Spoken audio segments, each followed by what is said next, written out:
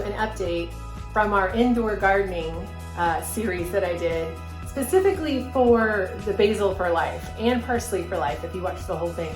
I wanted to show you how the basil's doing that I transplanted both into the water and straight into the pot. These are the basil plants that I planted directly into the soil.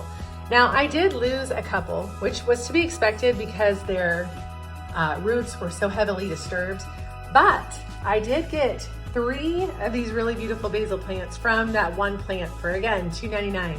And if you notice, right here was where I had clipped off a part when I transplanted it to make it stronger, and you'll see that from there, from the leaf node, we have 2 new branches coming up here, both on that plant, on this plant, and also on this plant. So these 3 are looking really good. They're looking really healthy, and I'll be able to transplant these out to the garden as soon as the weather is warm enough. I also wanted to show you the one that I put into the water, because I wanted to show you how from the cut, this may have been one that I cut directly from one of these plants or that I took directly out of the pot that we separated, but you can see the roots that have formed on this branch just by putting it in the water. So it's ready to go into the soil. So I thought I would show you real quick how I do this. I'm just gonna poke a hole right down into the soil, kind of wiggle my finger to make sure there's enough room. This is really nice loose soil, so I'm not worried about it being too compacted. And I'm just gonna stick that right down in there. I'm gonna push the soil around it. Make sure it's not too loose. And then I'm gonna take that water that it was sitting in, and I'm just gonna water it in.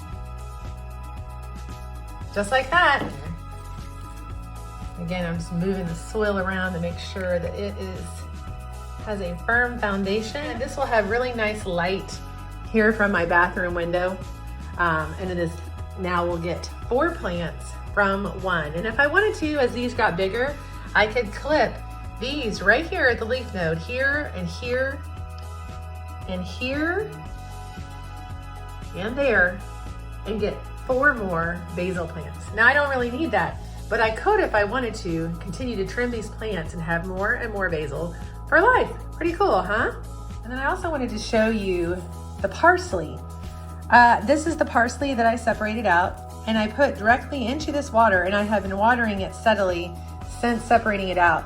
Now, some leaves have died, and again, that's not surprising given the root disturbance that this plant went through, but these plants look really healthy. And let me show you the root development here. You can see all those roots that have taken in the water, just from sitting in the water since early February. I'd have to go back and look at the date of when I did the Basil for Life video. But my plan for these are, now that they've got a really nice established root, is I'm going to move these out to my vertical planters that I've shown you in other videos, and possibly save a couple for the big garden. But if nothing else, I'm gonna move them out to my planters outside my back porch so they can start getting sunshine and air and soil. So hey, it's amazing what you can do with plants. Plants are so amazing, and it's awesome that you can take one plant and make many, or even many plants and make more. So I just wanted to give you an update on how these guys are doing. And again, a $2.99 plant I was able to get 4 plants out of, and this other $2.99 plant I was probably able to get 20 parsley plants from. So pretty cool. Give it a try. This is how I separate out my tomato and pepper plants from whenever I plant them inside. I plant multiple plants in one seed cell, and then I separate them at the roots and plant them separately out in my garden. So you can do that with those too. So give it a try. All right, thanks y'all.